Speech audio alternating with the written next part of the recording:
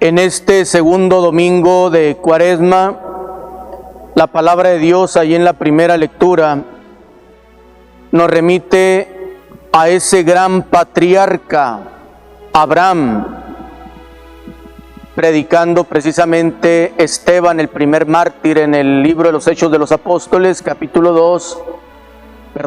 7, verso 2, va a decir ahí: hermanos, el Señor de la gloria llamó a nuestro padre Abraham desde Mesopotamia, del sur de Mesopotamia, un lugar llamado Ur de los Caldeos. Ahí era originario Abraham. Cuando recibe ese llamado, esa invitación de nuestro Dios, Génesis capítulo 12, deja tu casa, tu patria, tu parentela y ve al lugar que yo te mostraré. Hará 3 promesas fundamentales: te haré padre de una gran multitud, de numerosos pueblos. Segundo, por ti serán bendecidos todos los linajes de la tierra. Y tercero, a tus descendientes les daré la famosa tierra prometida. Y Dios en su momento va a ir concediendo el cumplimiento de estas promesas. Pero hay un factor decisivo, fundamental, para que se llevara a cabo esas promesas: la fe, la obediencia de Abraham a la palabra de Dios. Dice la carta a los Hebreos en el capítulo 11, en el verso 8, que por la fe Abraham, obediente al llamado de Dios, emprendió ese camino hacia la tierra prometida. Por la fe, obediente a la palabra de Dios. Él va a ser un referente para todos los creyentes, porque más que buscar evidencias o signos, Dios quiere que confiemos en Él, que abandonemos nuestra vida en su misericordia, en su bondad, como lo hizo Abraham. Por eso va a ser un ejemplo para todo el creyente la vida de este gran personaje. San Pablo en la carta a los Gálatas, en el capítulo 3, en el verso 9, nos va a decir que por la fe nosotros los creyentes somos bendecidos por Abraham. Y el culmen de esa bendición pues se da en un descendiente de Abraham. Si ustedes se van a la genealogía de Mateo, capítulo 1, verso 1, así se menciona, ¿verdad? Genealogía de Jesucristo, hijo de David, hijo de Abraham. Y San Pablo, ahí en la carta a los Efesios, en el capítulo 1, verso 3, nos va a decir: bendito sea Dios, Padre de nuestro Señor Jesucristo, que nos ha bendecido con toda clase de bienes espirituales en la persona de su Hijo, en Cristo Jesús. Entonces, hacia allá apunta y alcanza su culmen las promesas, el llamado, la elección que Dios ha tenido a través de este gran patriarca Abraham. Por eso se le ha conocido el Padre en la fe. Nos pasamos al Evangelio y nos topamos ahí con un acontecimiento impactante, sorprendente. Jesús se hace acompañar por 3 de sus discípulos, los mismos que estarán después en el huerto de Getsemaní: Pedro, Santiago y Juan. En este primer acontecimiento, la famosa transfiguración, donde sus vestiduras se volvieron blancas, resplandecientes, es una forma de decir ahí en el Evangelio que Jesús mostró, dice el Evangelio de Lucas, capítulo 9, verso 32, discípulos vieron la gloria de Jesús. Hagan de cuenta que Jesús les adelantó la resurrección ante el escándalo de la cruz.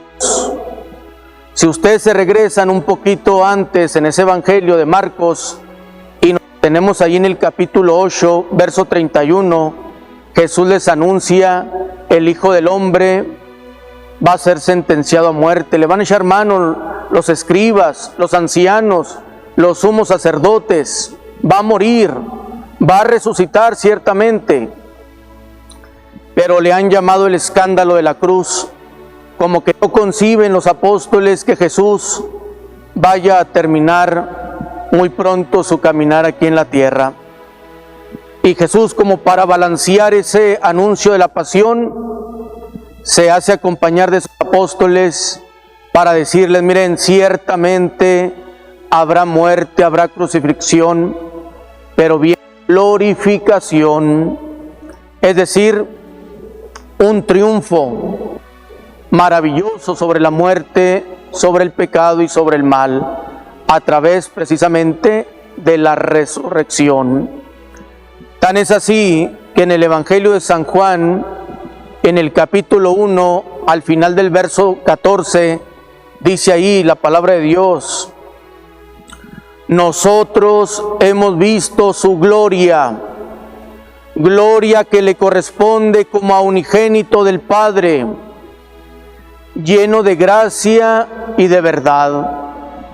Hemos visto su gloria.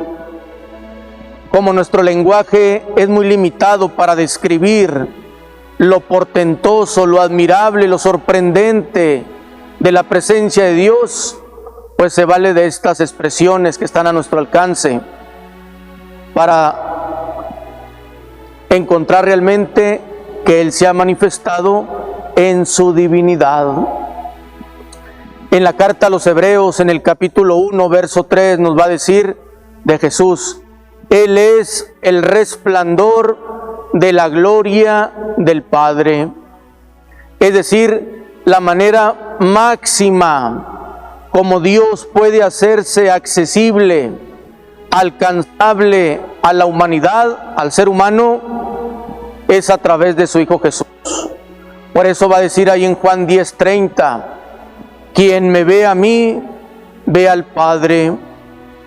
Y en otro momento va a decir: mi Padre y yo somos uno. Quien quiera pues tener una profunda amistad con Dios, no puede excluir a Cristo Jesús, mediador por excelencia entre Dios y nosotros. El mismo Padre eterno, ustedes lo acaban de escuchar, es quien da testimonio de la identidad de Jesús. Este es mi Hijo muy amado, escúchenlo. Si algo le pidiéramos a Dios que nos dijera, esa sería la respuesta: escuchen a mi Hijo. Que su palabra sea decisiva en nosotros, que su palabra eche raíz en nuestra vida diaria para que desde ella tomemos las decisiones más adecuadas en orden a nuestra salvación, en orden a la gloria de Él. Y concuerda perfectamente con aquella cita de Juan 6:40: la voluntad de mi Padre consiste en que todo el que vea al Hijo y crea en Él, ese tenga la vida eterna.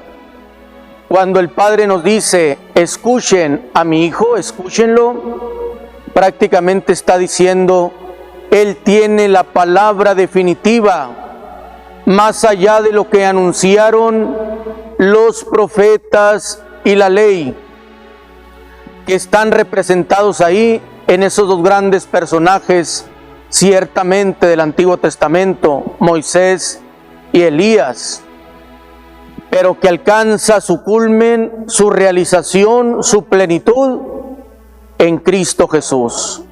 Él es mucho más que Moisés, mucho más que Elías. Él es el mismo Dios hecho hombre, el mismo que nos sigue llamando en este tiempo cuaresmal a renovarnos, a purificarnos, a liberarnos del pecado, a reorientar nuestra vida precisamente en orden a la salvación.